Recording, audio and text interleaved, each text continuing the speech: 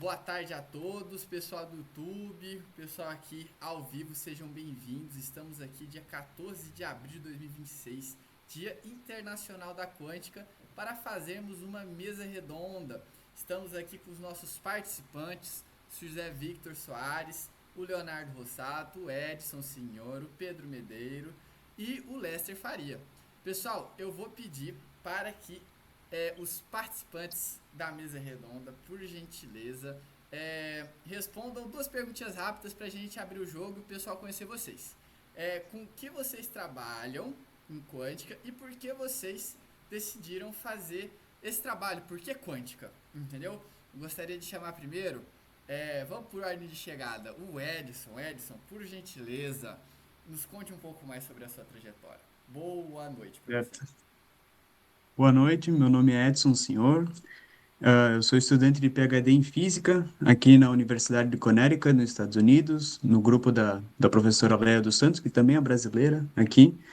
E, de forma simples, o meu trabalho, eu estudo a parte de hardware, a parte de teoria de hardware. A gente não tem um laboratório aqui, mas a parte teórica de supercondutores para computadores quânticos, toda a parte de controle de sistema quântico também, algo mais geral, ter informação quântica robusta, né, para proteger essa informação, como comunicar ela.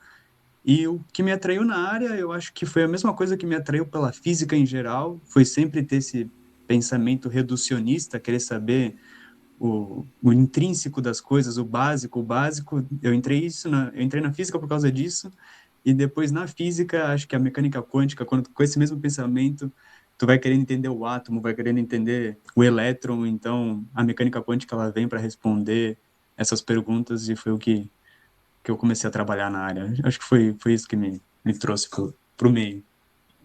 Perfeito, Edson, muito legal. Realmente física apaixonante, que nem dito pelo Yasmin. E que bom que você decidiu descobrir mais um pouco sobre a nossa formação do universo e como que as coisas funcionam. Isso é realmente muito interessante. Leonardo Rossato, por gentileza, se apresente. Tudo bem, pessoal? Então, como o Gabriel já falou, sou Leonardo Rossato. Eu tenho alguns chapéus, tá? Onde eu me apresento dependendo da palestra, do lugar. Atualmente sou presidente do Instituto de Ciências e Tecnologias Quânticas, que é o Fóton, que é um movimento co-irmão, né, que acabou surgindo com as ligas. Mas hoje eu vou colocar o chapéu do doutorando no ITA, que trabalha com essa parte de como fazer a integração, né, de dados quânticos e clássicos no caso, para uma área em específica, que é a navegação sem GPS. E como que eu faço essa arquitetura, né, a níveis desde dos dados que vão sair lá, da plaquinha mesmo que a gente vai trabalhar, até a implementação do sistema como um todo. Porque eu acho que a física, ela precisa conversar com as outras áreas, e a gente percebe que nesse ambiente de quantum, não adianta só ter um físico, só ter um engenheiro, às vezes tu tem que juntar squads, né, essas equipes multidisciplinares, e essa capacidade de se comunicar com essas soft skills é algo muito importante. E no doutorado, então, estou lidando tanto quanto com essa parte da arquitetura, quanto em como falar isso para as outras pessoas. Então, acho que é o mínimo que a gente pode conversar. E o que me trouxe para a física é até um pouco engraçado, porque é um tanto quanto o oposto do Edson, porque eu vim para a física porque eu sempre vi a física como algo muito complexo. E eu sou apaixonado por tentar entender essas complexidades, né, esses problemas que a gente vê no mundo, que existem muitas variáveis, e a física, ela sempre foi uma das ciências mães, né, para ser a base teórica de como a gente começa a estudar isso e vai vindo. Então, minha graduação é por física e meu doutorado é em engenharia da computação e eletrônica. Tá? Perfeito, Leonardo. Muito legal esse paradoxo, essa diametralmente oposto, sua inclinação com a do Edson, comparar essa caminhada, o que te motiva, isso é muito legal. Eu aposto que cada um aqui tem uma história e um porquê de estar onde está. E agora eu queria saber do José Victor, por gentileza. Tudo bem, José? Boa noite. Olá, pessoal. Boa noite. Prazer estar aqui com vocês essa noite. Bom, como o Gabriel já falou, né, meu nome é José Vitor, eu moro aqui no Espírito Santo, fiz o meu bacharelado e mestrado em Física na Federal do Espírito Santo. foi no meu mestrado que eu comecei a me dedicar à computação quântica, mas eu, enfim, já gostava do tema. Depois eu vou contar um pouquinho mais e como é que eu fui parar na computação quântica. Atualmente eu trabalho no Instituto de Ciência e Tecnologia do Itaú como analista de computação quântica. Então eu estou ali na fronteira tentando encontrar como usar essa tecnologia para os problemas complexos que tem no mercado financeiro. E eu sou Qiskit Advocate desde 2021. Então, enfim, estou aí na comunidade ali do Qiskit já faz um bom tempo, explorando ali várias coisas. E, enfim, acho que é algo muito valioso aqui para todos os estudantes que estejam nos ouvindo hoje. E contando um pouquinho da minha trajetória, em 2012 eu prestei o vestibular para a Federal do Espírito Santo para Ciência da Computação. Aí nessa época, enfim, eu queria mexer com uma coisa de computação quântica, achava que tinha algum professor ali que fazia pesquisa e depois descobri que não tinha. E aí o que aconteceu? Com 1 ano e meio de curso eu me deparei com uma disciplina chamada Estrutura de Dados e eu tinha que fazer as coisas em C. Aí eu falei, rapaz, esse negócio é muito complicado, vou fazer um negócio mais fácil. Aí eu fui resolver fazer física. E assim, eu sempre gostei muito de física porque na adolescência eu assisti a série Cosmos, do Carl Sagan. Então, assim, aquilo ali é uma inspiração enorme para você seguir carreira em física. Depois comecei a ouvir ali do trabalho do Feynman sobre computação quântica, e aí migrei para física para fazer isso. E aí em 2019 eu fui numa escola do CBPF, e lá eu tive meu primeiro contato com Qiskit. Voltei de lá e falei, eu quero fazer meu mestrado com isso. Aí fui lá, enfim, pesquisei um monte de coisa e falei pro meu orientador, falei, eu quero fazer isso aqui, e esse é o caminho aqui, mais ou menos, que eu vejo que a gente pode trabalhar junto. E aí eu propus o projeto e, enfim, defendi e tô aí hoje. Perfeito, José, muito legal. Para quem não sabe, eu e o Pedro e o Miguel Lisboa, que também vai fazer parte da nossa mesa redonda, seja bem-vindo, Miguel.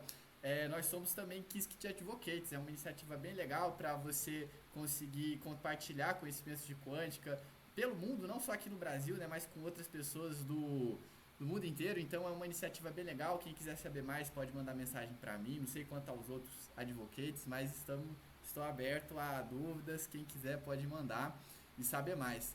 Agora, Miguel Lisboa, tudo bem com você? Olha só, a gente está fazendo aqui uma primeira abertura. Você vai falar o que você trabalha com quântica e por que você escolheu quântica, entendeu? Para o pessoal te conhecer melhor. Por gentileza. Beleza.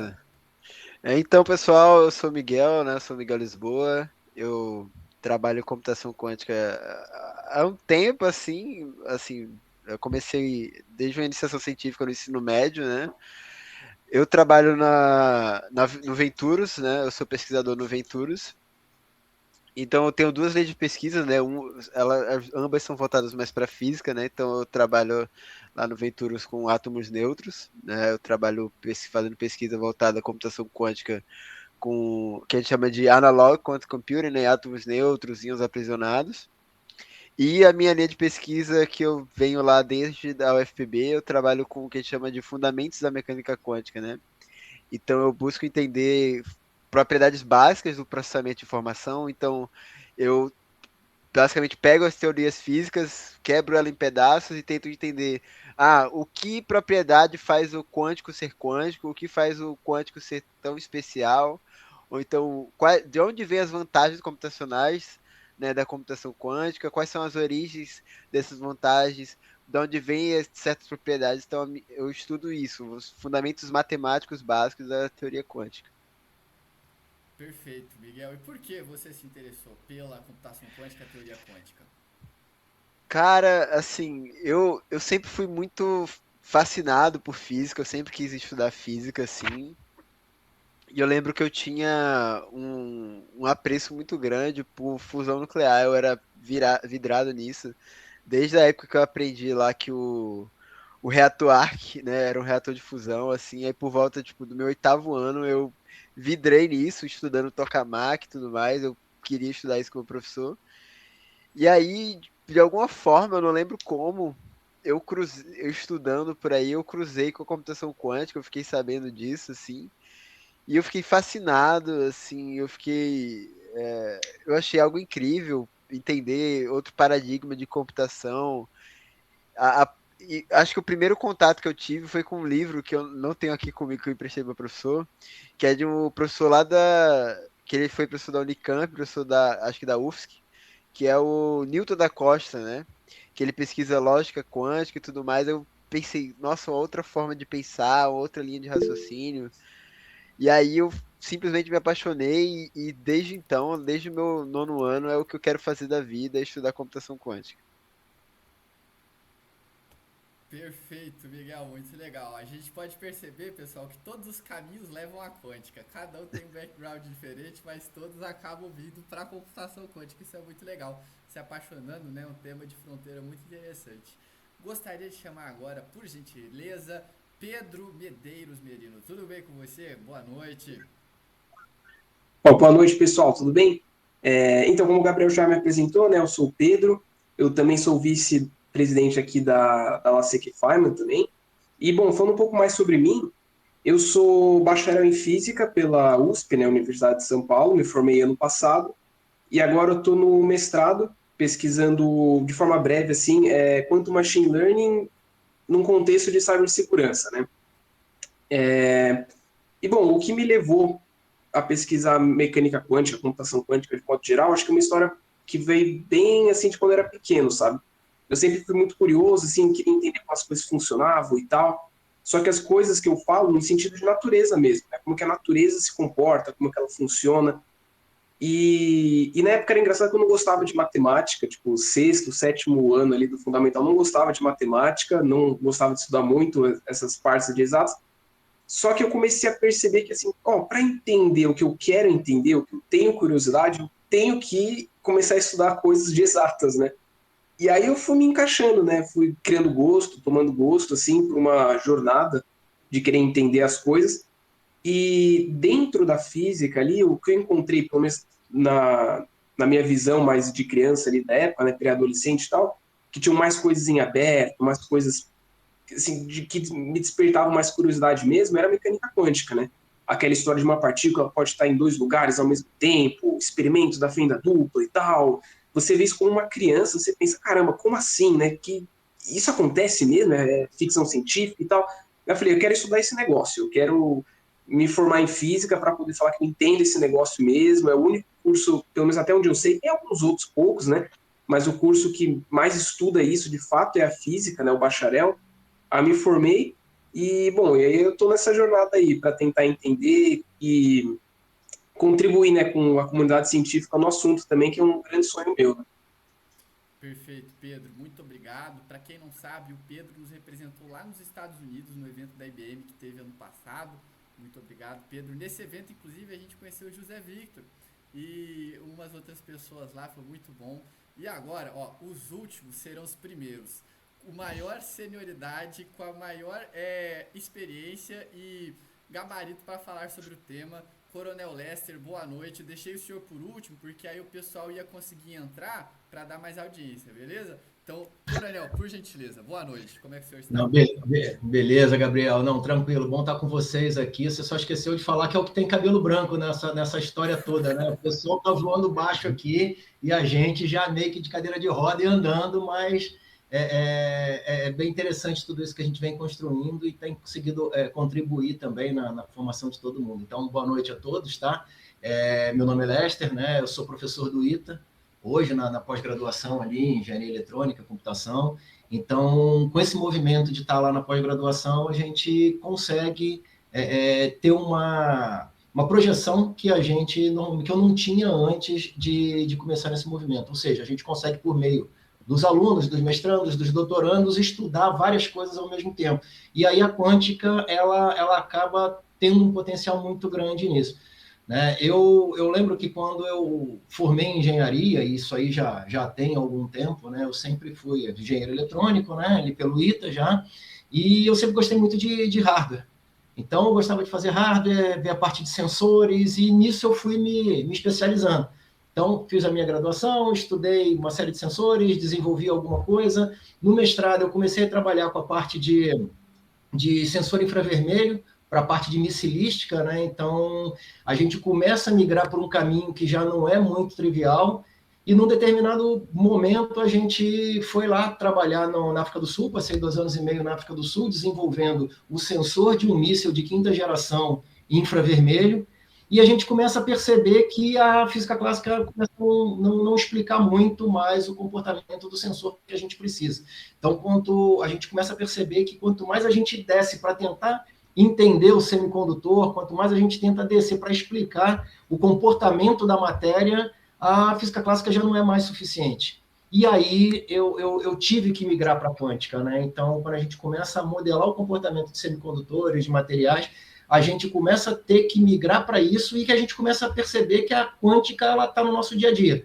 E isso aí é muito surpreendente, porque uma disciplina, uma matéria que é meio que discussão de todo mundo, que todo mundo fala, todo mundo tem medo, e se alguém quer parecer mais do que fala, não, eu sei de quântica, na realidade ela está no nosso dia a dia. Então, se a gente for lá para o laser, se a gente for para o transistor, se a gente for para coisas muito do nosso dia a dia, elas têm a quântica embutida.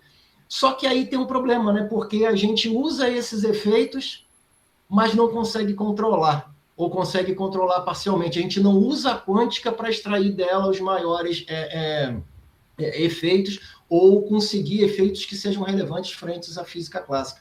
E isso aí é apaixonante, principalmente como eu falei, eu sou engenheiro, gosto de desenvolver sensor, gosto de desenvolver dispositivo, e quando vem essa oportunidade de conseguir manipular a quântica, né, usar os efeitos, usar as propriedades da quântica para extrair algo que na clássica é impossível, aí isso é apaixonante. Então, de uma vez por todas, aí eu realmente decidi que o futuro é quântico, o presente já era, mas a gente meio que comia na mão da quântica. Agora a gente devagarzinho está começando a conseguir manipular a quântica para extrair resultados mais interessantes.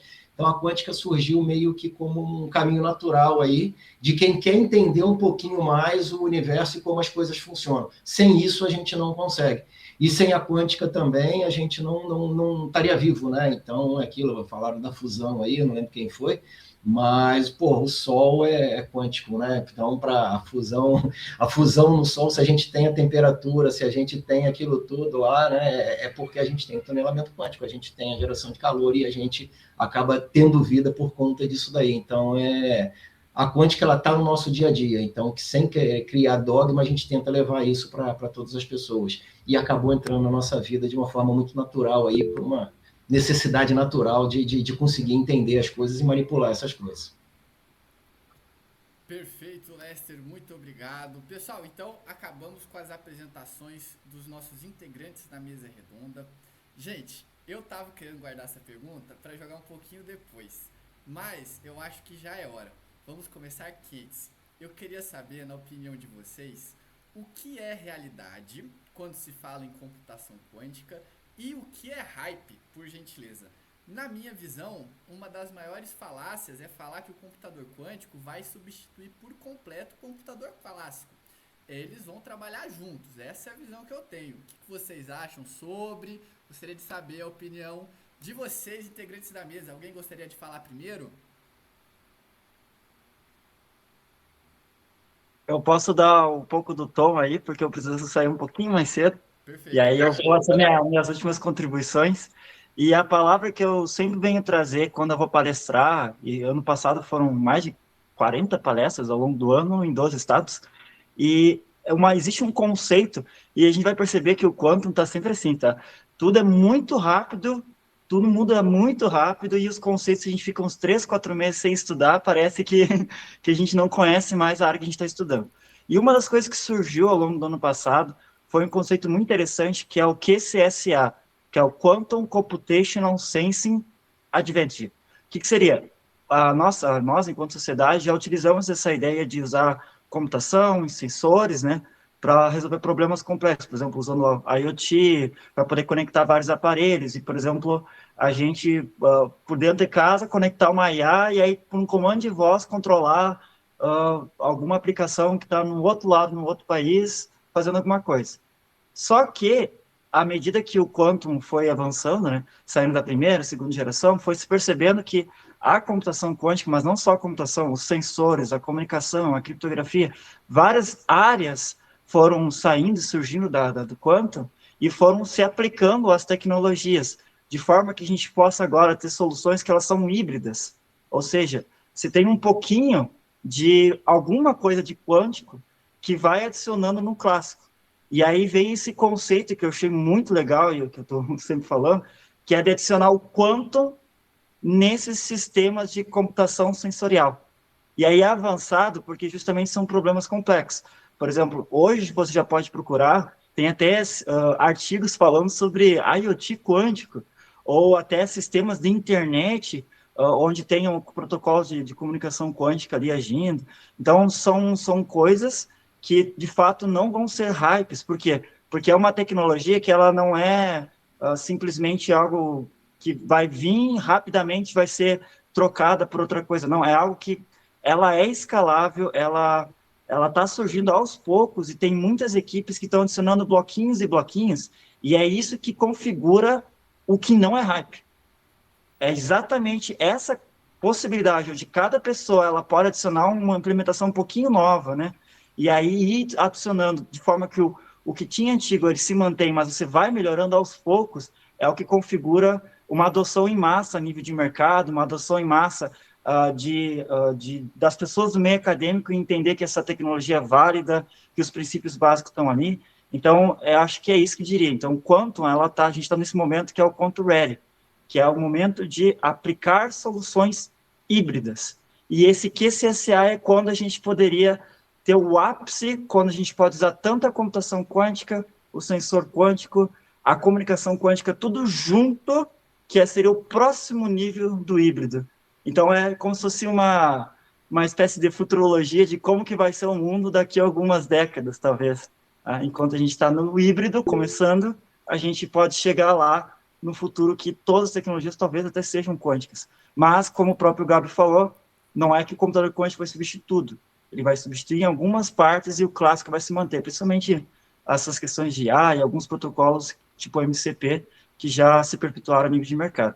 Então, acho que esses são os meus 2 dedos de prosa para a continuação dessa call aqui. Muito obrigado, pessoal, pela oportunidade. Eu vou ficar aqui agora até com a câmera desligada, que eu vou me deslocar para o compromisso que eu tenho. Tá? Valeu, gente. Perfeito, Leonardo. Obrigado pela sua participação.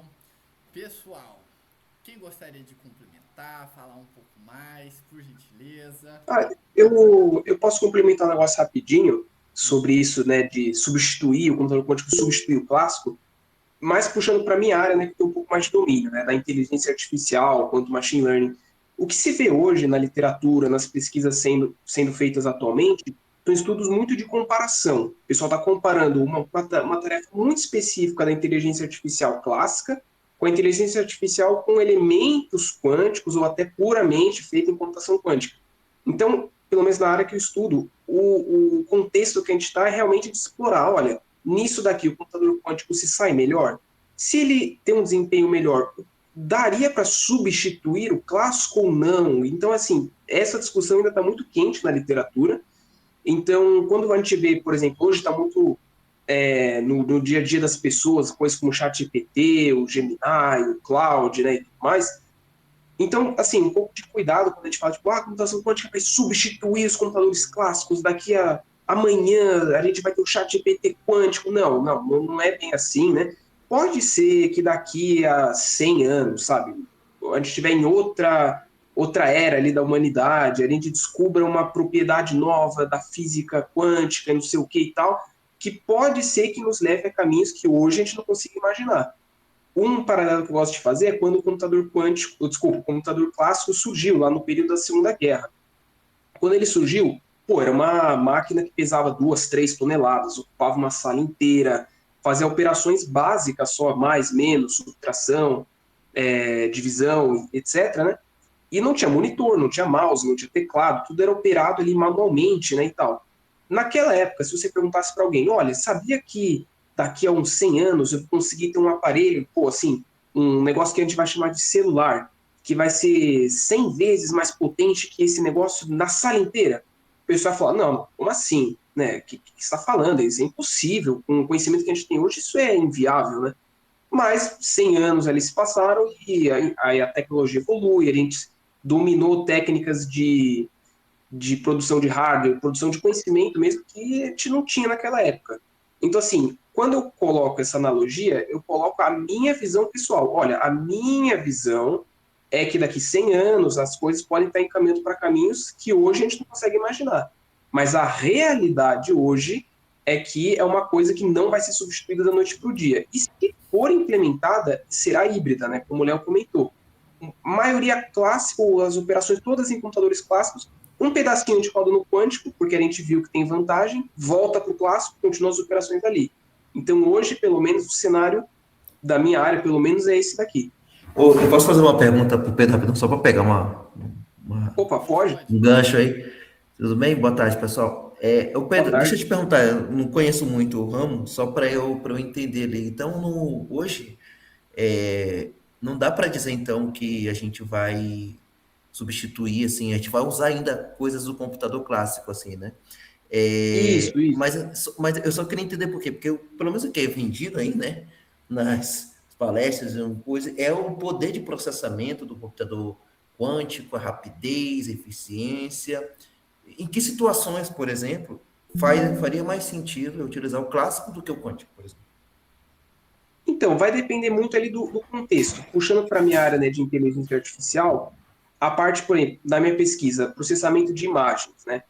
Olha, o cenário hoje é que tem muito ruído, né? A gente chama até isso de era NISQ, que é a área dos computadores quânticos ruidosos. E com ruído eu quero dizer assim, alterações na temperatura ambiente da sala, porque o sistema quântico do computador quântico, ele é muito sensível a alterações ambientes, alteração de vibrações locais. Então, qualquer coisinha dessa, você já perturbaria o desempenho dele. Então, você vai processar uma imagem, o computador quântico está processando, pode dar uma turbulênciazinha ali no sistema, o desempenho dele cai um pouco. E isso a gente não tem no computador clássico. Por exemplo, uma coisa muito robusta já, redes neurais, né, inteligência artificial, é pesquisada desde os anos 80, né? Querendo ou não, ali uma área mais antiga mesmo, está sendo implementada com esse hype todo das IAs generativas agora, mas é uma área um pouco mais antiga. Então, em áreas, por exemplo, de otimização, eu imagino que até o José pode falar melhor do que eu, já possuem algumas implementações híbridas e tal, mas assim, longe ainda de ter substituição total dos sistemas, né? Não sei se respondi a sua pergunta, se ficou mais algum ponto. Não, tá claro. Eu entendi esse exemplo que você deu aí da... Carlisson, só tentando complementar o que o Pedro falou aqui, cara, ele não vai substituir o clássico, e aí eu tentando ser muito simplório, tá? Porque não precisa substituir o clássico, né? A ideia é que hoje o clássico ele já se presta muito a resolver problemas que são do nosso dia a dia, problemas que ele consegue resolver. Onde é que o quântico entra, né? Quando esses problemas que a gente tem, eles são de alguma forma exponencial. Ou seja, são aqueles problemas que eles escalam muito rápido, a ponto de que se o clássico fosse testar todas as combinações, como é o padrão dele, demoraria centenas, milhares de anos, ou até ele não conseguiria resolver. Então, para esses problemas que a gente chama lá de NP-hard, ou chama 2 elevado a n, então, problemas que nem lá o caixeiro viajante, né? Que se tiver 3 nós, você tem que fazer a combinação dele. Se você tiver 30 nós, poxa, as combinações são quatrilhões, vamos dizer assim.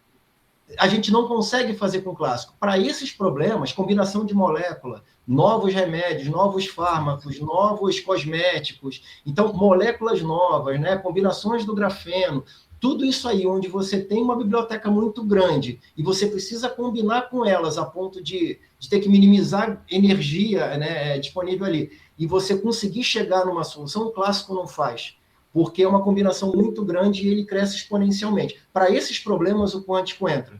Mas se eu for querer usar o quântico em todos os problemas possíveis, ele é uma ferramenta que sai muito cara, e não é cara de valor. É cara de infraestrutura, é cara de energia, é cara de um monte de outras coisas. Então, o quântico ele não foi feito para a gente ter em casa que nem a gente tem hoje. Pelo menos não por enquanto. Mas para esses problemas que fazem a diferença, aí sim a gente usa o quântico. Por isso que comentaram anteriormente aí que a solução acaba sendo uma solução híbrida, né? Onde você tem IA com computação de alto desempenho, com o quântico, cada um na sua praia e interagindo entre eles ali. Então, ele foi ele se presta muito para esses problemas que são de comportamento exponencial. Para os outros, você usa o clássico, que já é escalável, já é estável, já é consolidado, né? A gente já tem esse domínio na mão. Mas aí eu acho que José quer comentar um pouquinho também, né? Não, obrigado pela explicação.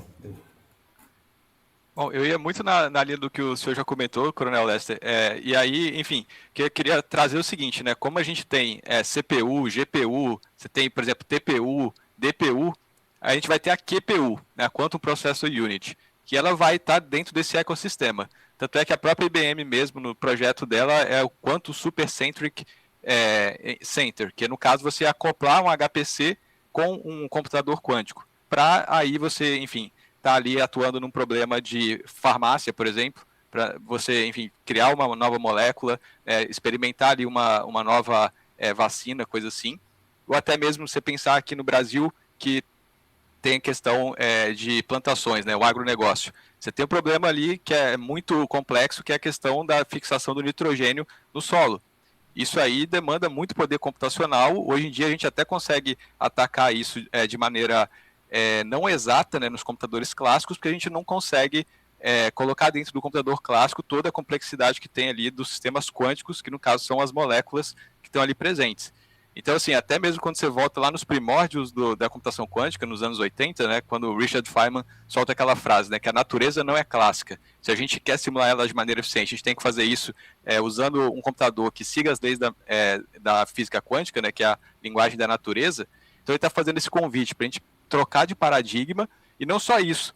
Às vezes tem um problema do seu cotidiano que custa muito de maneira computacional, só que existe talvez um isomorfismo, que enfim, iso vem de mesma, né, e morfismo forma, que você consegue traduzir o teu problema complexo do cotidiano em um problema de física, e eventualmente esse computador quântico vai ser mais eficiente para resolver esse problema de física, que depois você vai mapear de volta para o seu problema do cotidiano que você está interessado. Então, assim, como, né, o Pedro e o Coronel Lester já falaram, eu não acredito que, por exemplo, nos próximos 20 anos a gente vai utilizar um computador quântico para assistir vídeo de gatos e cachorros na internet. Assim, a gente tem o uso mais, vamos dizer assim, nobre da computação quântica para esses problemas que, enfim, a gente não consegue endereçar hoje com a computação clássica. E aí, só para finalizar, por exemplo, você pega nas redes neurais mesmo, você usa uma GPU para, sei lá, treinar uma CNN. Você consegue treinar uma CNN também com uma CPU, só que você demora muito mais tempo, porque a GPU é muito mais eficiente do que uma CPU em fazer os cálculos lá de álgebra linear que estão por trás do treinamento de uma CNN.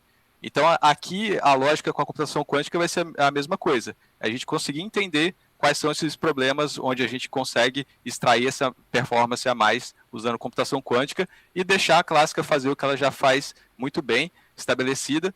E aí, só o último ponto agora, o problema que eu vou finalizar, é que o bom da computação quântica é que ela também começou a movimentar a turma de HPC.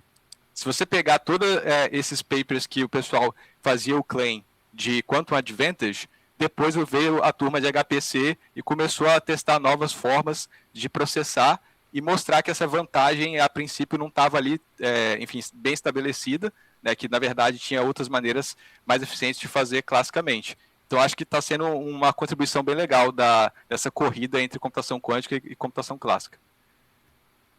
Perfeito, José. Muito obrigado pelo seu complemento. Lester, o Pedro, o Carlson também que participaram. Eu gostaria agora de passar a bola para o Abel Felipe, o nosso mentor também aqui da Liga. Tudo bem, Abel? Boa noite. Opa, boa noite. Estou conseguindo me ouvir? Alô, alô? Pronto, beleza. Eu queria completar também, pegar um pouco do que o Lester, do que o Pedro e do que o José falaram, para dar outro ponto, né, que é sobre a parte de bioinformática em si, né? A parte de criação de moléculas. Porque, por exemplo, quando ele vai mexer com machine learning em si, ou então com transformers em si, a gente tem problemas que é, por exemplo, assim, a conversão de modelos, né? Quando antigamente, antes de existir o GPT da vida, a gente usava muito redes neurais e muito LSTM. Só que ele tinha um problema, que era o problema sequencial. Eles analisavam justamente os caracteres, os tokens do seu input de forma sequencial. Aí, quando os transformers chegaram, eles começaram a pegar toda a sequência e começaram a processar tudo de uma vez. Então, justamente, era um novo modelo de self-attention, que é justamente atenção, né? Atenção sobre si mesmo. Aí, quando você mexe justamente com criação de moléculas, isso é muito essencial, porque moléculas, quando a gente vai converter a molécula para o sistema que o computador consiga entender, a gente faz uma estrutura bidimensional se transformar em uma estrutura unidimensional, que é justamente uma linha. A gente tem os smiles, a gente tem justamente os selfies, e são justamente sequências de palavras e sequências de caracteres que dizem para o computador como é que aquela molécula funciona. Aí o Transformer, por exemplo, o Quantum Transformer, que a gente chama hoje dele, Quantum Transformer, que é justamente o transformador aplicado em computação quântica, vai ser essencial nisso, porque a gente consegue justamente processar muitas moléculas, processar muitas características, muitos sistemas de alertas de moléculas, de forma unitária, sem ser sequencial, e de forma simultânea também. Então é uma coisa que, tipo assim, que para mim eu não vejo como um hype, vai ser como um passo ou para a próxima revolução industrial que vai acontecer, ou então para a segunda revolução industrial que vai acontecer depois dessa que vai acontecer. Porque computação quântica vai ser muito essencial para fazer análise de moléculas e criação de novas moléculas futuramente. Então é uma coisa que eu vejo muita aplicação também. Perfeito, Abel. Realmente expandimos os horizontes e novas aplicações. Muito interessante. Gostaria agora de passar a fala para o Miguel Lisboa. Miguel, por gentileza. Eu vou mudar um pouco aqui o caminho da discussão, porque eu vi que focou muito em computação quântica, e eu acho que hoje o Quantum Day é um pouco mais amplo do que isso, né? E assim, o hype, né? Você pensar o que é hype e o que não é, para mim, o hype, ele vem justamente de uma fama injustificada, né? É quando você sabe que algo existe, você ouve falar bem, mas não sabe exatamente o porquê. Eu acho que o hype vem muito disso, de ouvir falar, a computação quântica vai resolver problemas, a computação quântica, e a falta de acesso à informação. Então você pensa assim, porque o que não é hype? Porque assim, vamos pensar assim, digamos, certas coisas que são já resultados da computação quântica, por exemplo, o GPS, né, que funciona com relógio atômico, ou então o MRI, né, machine, né, as máquinas de ressonância magnética. Então, tudo isso são tecnologias quânticas que atuam dia a dia e eles não têm o mesmo hype. Porque o que está agora em voga, que está vendo notícias, que está na fronteira hoje em dia é a computação quântica. Então vem muita coisa, vem muita notícia, e essa notícia começa quase como um telefone sem fio, né? Tem um trade-off disso daí, porque além de ter o interesse, além de acontecer isso por mera ocasionalidade, por exemplo, assim, você solta a notícia e acaba tendo a desinformação, querendo ou não, também existe o interesse das empresas também que ocorra a desinformação, sabe? Algumas empresas, elas soltam notícias já querendo que tenham hype, notícias capciosas, assim, eles aclamam, né, que houve vantagem quântica, ou fazem dizer algo maior do que parece. Um exemplo disso que não é quântico, por exemplo, é igual o Cloud faz, né, o pessoal da Anthropic, dizendo que eu não sei mais se a minha IA tem consciência ou não. Isso não é verdade. Mas assim, as empresas também têm um interesse por trás desse hype, assim. Então, por exemplo, muito quando a gente pensa em o que é quântico, o que é com vantagem mesmo, o que não é, você pode pensar da seguinte forma, por exemplo, tem certas coisas que se faz quântica sem motivo nenhum, né? Quando a gente trabalha na área de algorítmica hoje em dia, de algoritmos quânticos, hoje em dia passou da época que você podia implementar qualquer coisa quanticamente que alguém ia aceitar no paper, né? Isso não existe mais, porque tinha uma época que se fazia tudo quântico. Não sei o que é quântico. Quântico. E não necessariamente isso vai ter uma vantagem. Se você não tem prova de convergência, se você não tem prova de que realmente isso aí vai funcionar do jeito que você diz que vai. Saiu um paper hoje, não faz nem uma semana, mostrando que, por exemplo, as redes neurais convolucionais quânticas, que era o que estava muito no hype 2 anos, 3 anos atrás, não tem vantagem nenhuma. Provaram matematicamente que elas são simuladas classicamente. Então, muita questão é disso, de de interesses, tanto financeiros de empresas em fazer marketing, assim. Então, é algo muito delicado essa questão do que é hype e o que não é. Realmente, Miguel, é algo que realmente demanda de você um entendimento maior para poder justamente fazer a justificação, né? Falar, poxa, isso aqui realmente é hype, opa, isso aqui realmente faz sentido, e para isso você tem que ter uma abordagem bem técnica, né? Eu gostaria agora de perguntar para vocês o seguinte: nós somos uma liga acadêmica, nós somos formados por estudantes, por pessoal do mestrado, doutorado, e tem muita gente que não conseguiu ainda adentrar na área de quântica como gostaria, entendeu? Então eu pergunto para vocês, nossos integrantes da mesa, como entrar na área de quântica? O que uma pessoa assim zerada, que acabou de ouvir falar sobre, que tem interesse, precisa fazer os primeiros passos? Eu acho que o primeiro passo muito bom é acessar o nosso listão de mentores. Lá estão todos os contatos, o LinkedIn deles, pessoal super gabaritado. Então é um primeiro passo legal. O que vocês acham? Uma dica assim para o pessoal que está começando agora, ou que já está há um tempo na caminhada, mas que quer melhorar a pegada quântica, por gentileza.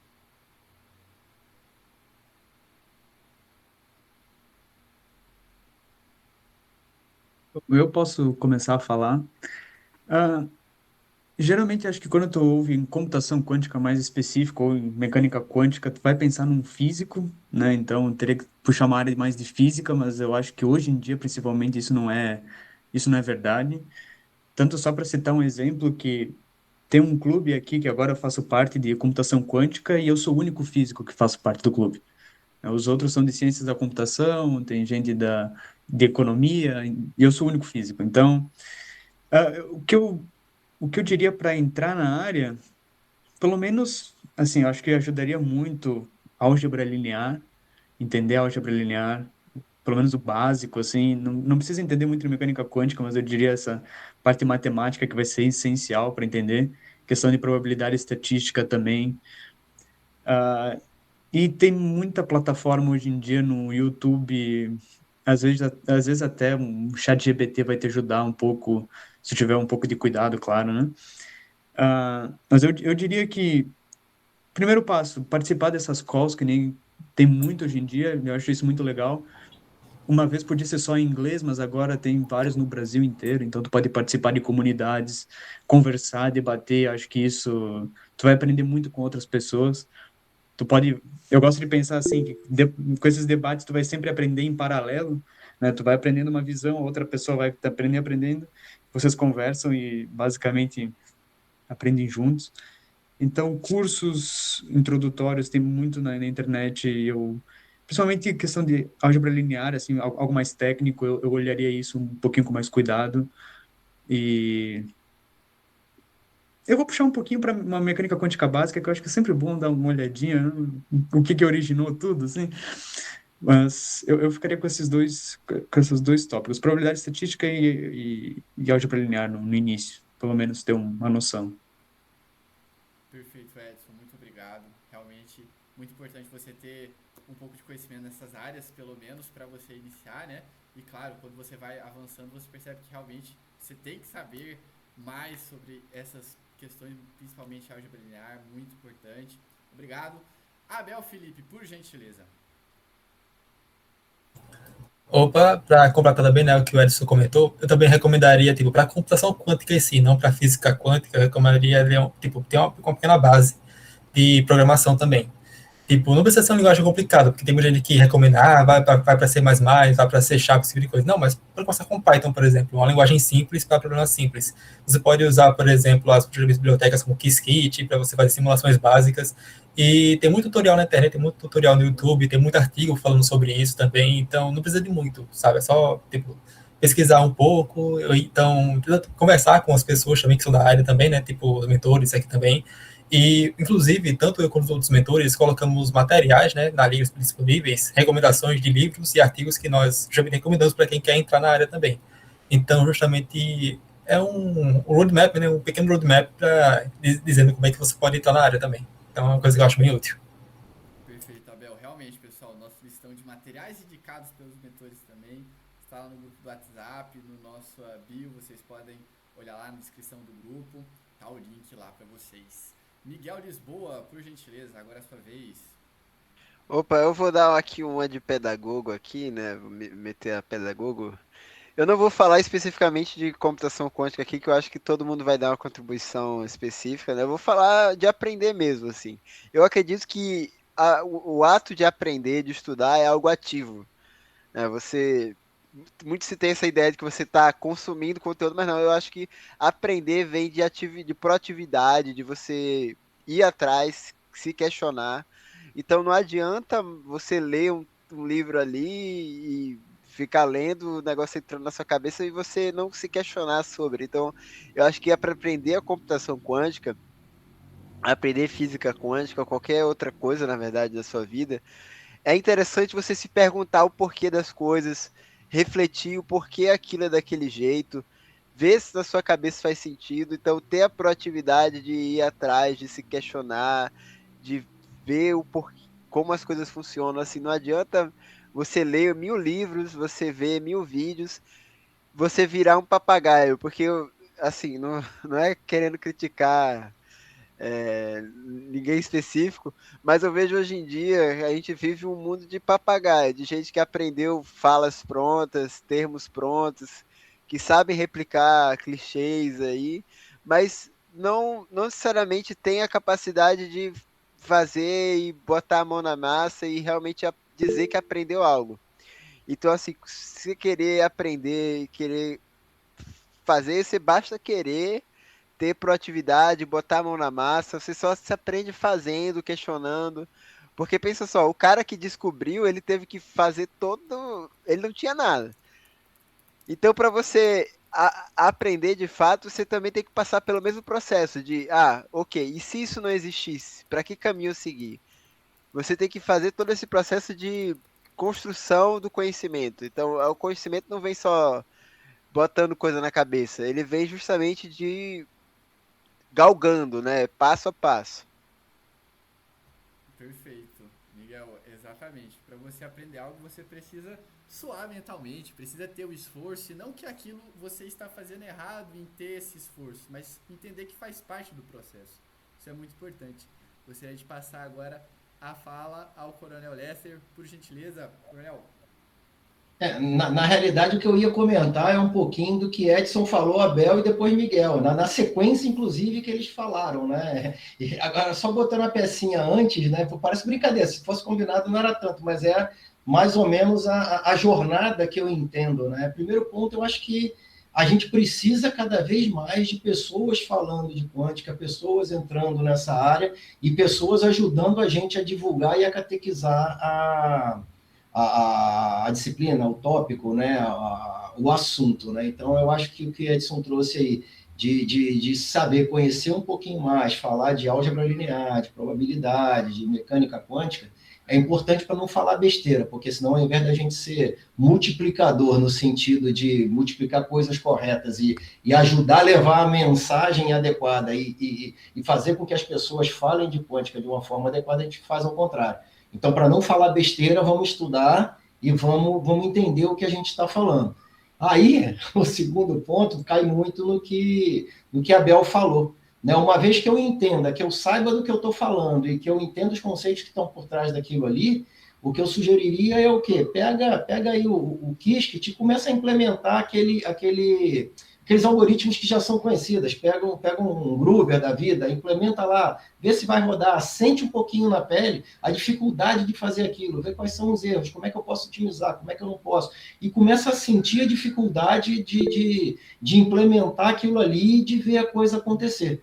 E aí, se o cara chega nessa fase, né, de entender o conceito, de conseguir implementar o que já foi implementado, aí o que eu sugiro, né? E aí é o passo da fé ali, né? Que é o quê? Escolhe uma área, pega aí uma logística, pega uma química, pega a parte de farma, pega o que for ali, e aí começa a implementar, começa a extrapolar aquilo que hoje já foi feito.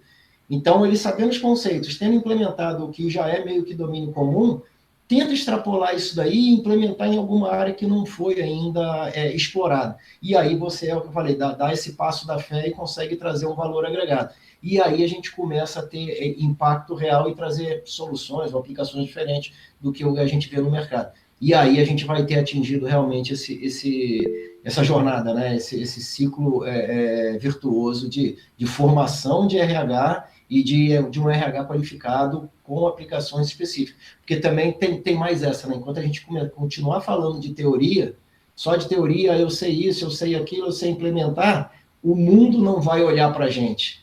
Né? O mundo começa a olhar para a gente quando a gente começa a dar lucro e consegue dar solução para problemas complexos. Enquanto a gente não fizer isso, não vai gerar dinheiro, não vai gerar boleto e a gente não vai realimentar o ciclo da inovação.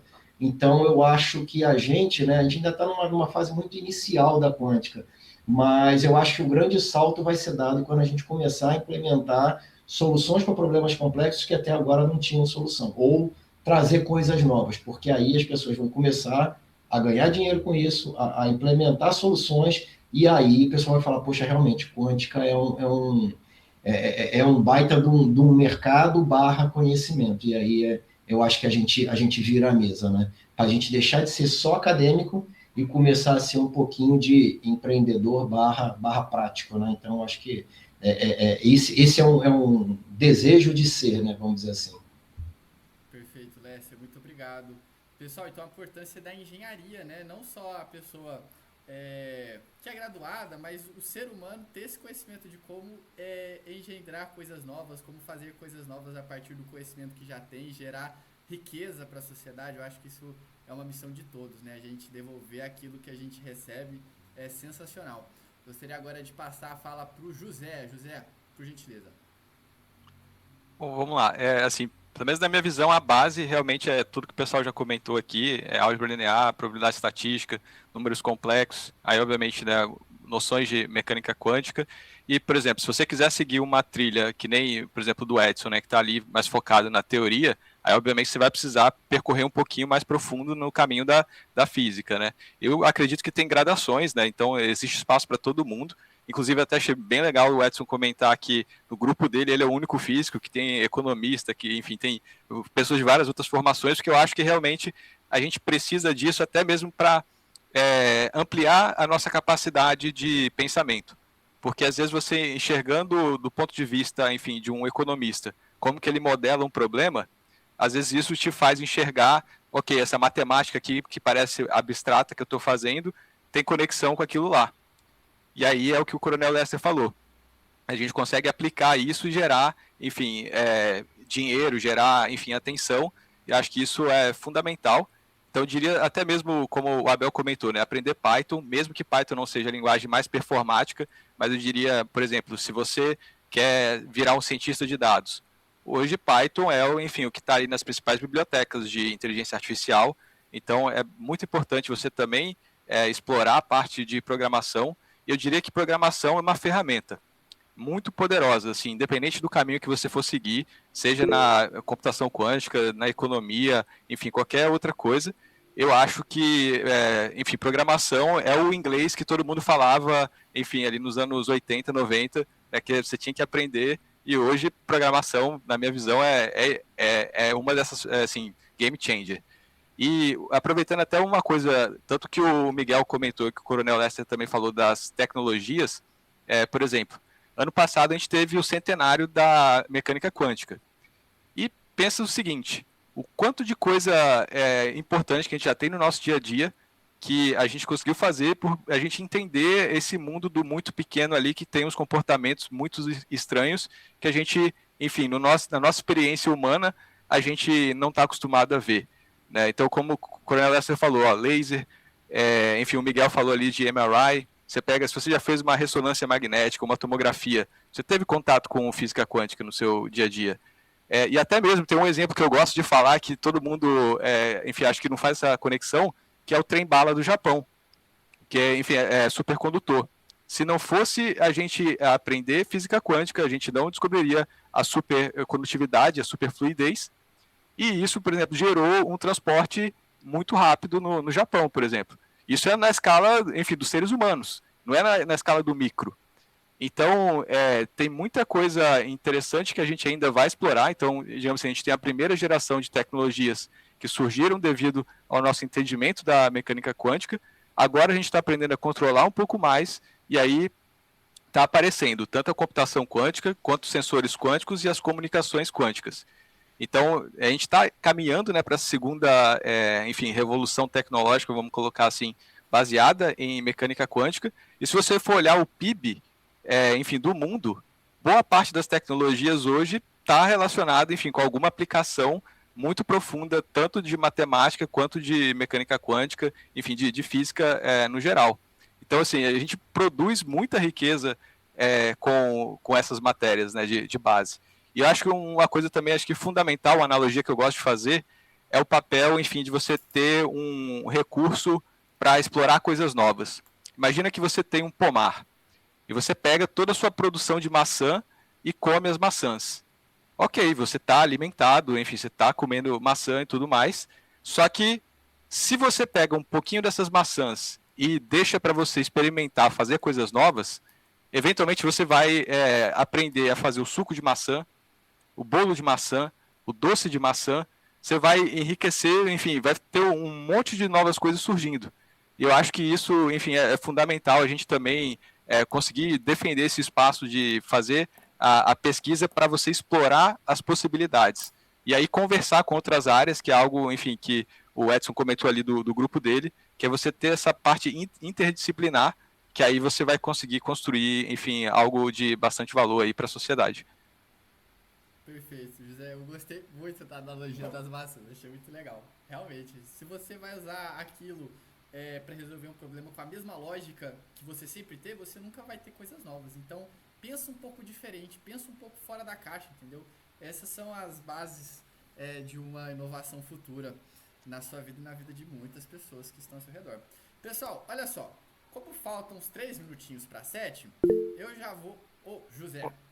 Só fazer um rápido comentário, rapidinho aqui, aí fazendo um jabá meu aqui, infelizmente, não gosto muito de ficar falando do meu trabalho, mas, por exemplo, um artigo que eu publiquei recente ali na Scientific Reports, eu tive que usar tipo, o estado de Dicke, que é um negócio que modela a interação entre matéria e radiação, e aí eu olhei para aquele negócio e vi que tinha uma propriedade de uma restrição do problema de otimização de portfólio binário.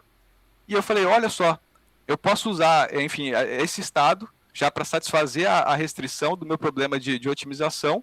E, enfim, se eu não tivesse tido o contato com pessoas que trabalham em finanças, que fazem a modelagem, enfim, desse problema, eu não teria oportunidade de linkar essa peça, que era o que? O estado de Dicke me oferece o recurso que eu preciso ali. Ah, isso é vantagem quântica? Não, mas, enfim, é uma maneira nova de você pensar e de propor uma solução para o teu problema. Perfeito, José. Você descobriu o suco da maçã, muito bom. Exato. Pessoal, pera aí. Fiquei até emocionado, preciso tomar um suco depois. Mas olha, o seguinte, queria agradecer, então, a todos por estarem aqui conosco, aos nossos participantes da mesa redonda, aos nossos mentores, ao pessoal que já teve que sair, a vocês que participaram conosco, entendeu? Olha só, a sala vai ficar aberta, quem quiser conversar pode, eu vou ter que sair, mas assim, muito obrigado de coração, realmente isso aqui é algo muito bom para o nosso futuro acadêmico, profissional, para o nosso país, saber que a gente tem esse grupo de pessoas intelectuais que estão dispostas a estudar sobre um tema tão avançado, tão de fronteira quanto a computação e tecnologias quânticas. Então, muito obrigado a todos e vocês estão de parabéns. É isso aí. Valeu. Deixa eu encerrar aqui a gravação.